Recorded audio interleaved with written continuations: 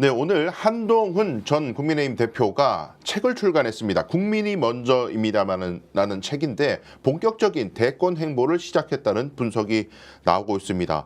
탄핵으로 인해서 마음 아팠던 분들 생각하면 가슴이 저민다. 이런 감성적인 이야기도 하면서도 이재명이 대통령이 되면 계엄권을 남용할 것이다 등의 이재명에 대한 강력한 견제구도 날리고 있는데요.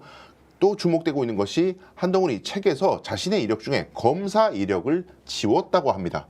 검사 색채를 지우고 대권 행보에서 중도를 흡수하기 위한 여러 가지 방안들을 모색하고 있는 한동훈. 과연 대권 행보는 순탄할지 이야기 나눠보도록 하겠습니다.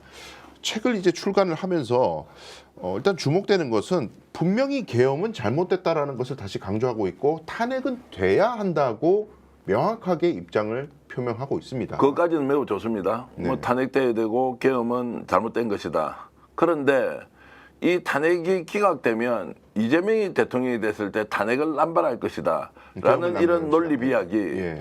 이해가 잘 되지 않습니다. 강 변호사는 이해가 됩니까? 전혀 이해가 안 됩니다. 이해가 안 되는데 어떤 것이든 이재명을 끼워 넣어서 이제 공격을 하고 싶은 그 마음은 충분히 알겠는데 예.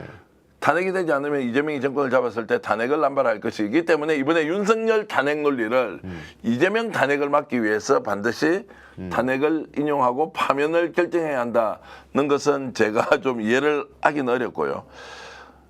어느 정도 이제 반향이 있을 것이냐고 저는 이제 생각을 하고 있습니다. 네. 생각보다 반향이 크지 않을 것이다.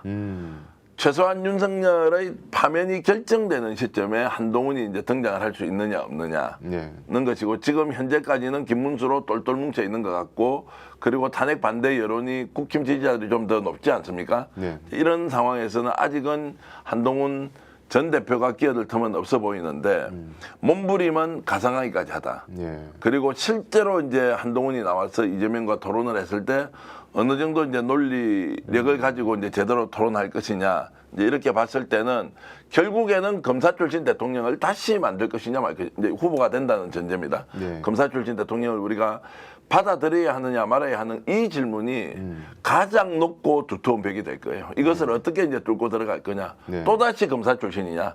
이 사람은 전임 대통령의 후계자였고 후임자였고 좀 더 심하게 얘기하면 가장 충실한 팔로이였는데 이 사람이 다시 대통령이 되는 것을 국민이 받아들이겠느냐. 그래서 강변이 얘기했듯이 이번에 출판한 책에도 본인의 이력이 검사라는 사실을 아예 숨겨버렸다라고 하는 것이 오히려 숨기는데 기능을 할 것이냐.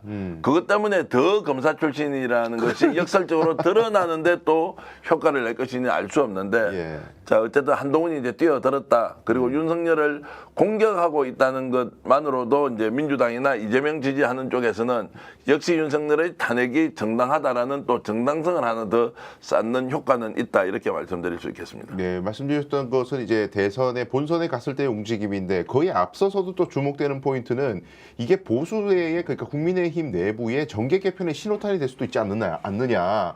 한동훈이 결국 이제 당내 경선을 통과하는 것은 사실상 매우 어렵다고 보면은 결국 당의 어떤 지형을 완전히 흔들어 버린다든지 아니면 뭐 아예 신당을 창당한다든가 별의별 이야기들이 나오고 있는데 이 보수 내의 정계 개편이 한동훈 발로 시작될 가능성 어느 정도로 보시나요? 저는 매우 낮다고 보고요. 지금 현재 상황에서는 국힘 중심으로 와서 국힘 대선 후보가 되는 것 예. 외에는 바깥으로 나와서 신당을 차린다는 것은 의원이 따라 나와야 되는데 네. 국회의원들이 따라 나올 사람이 있느냐 없느냐 저는 거의 없다고 보고요.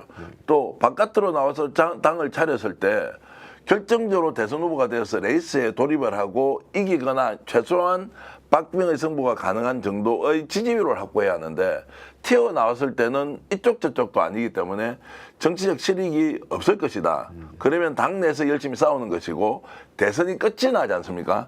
그러면은 지금 현재의 흐름대로 김문수가 완전히 당을 극우적인 색채로서 끌고 가면서 대선 후보가 되었다.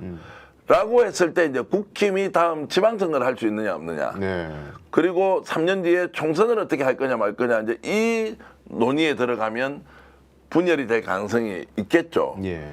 이제 그렇게 이제 우리가 전망하는 것이 합리적이고 지금 현재는 당이 갈라선다고 하는 것은 호사가들이 할 수 있는 얘기지만 실제로 그것이 실현 가능성이 높지는 않다. 그러니까 험난한 길로 들어선 게 한동훈 분명하고 그 결과를 어느 정도 얻을 수 있을지는 지금은 매우 절망적이다라고 하는 것이 저희 분석입니다.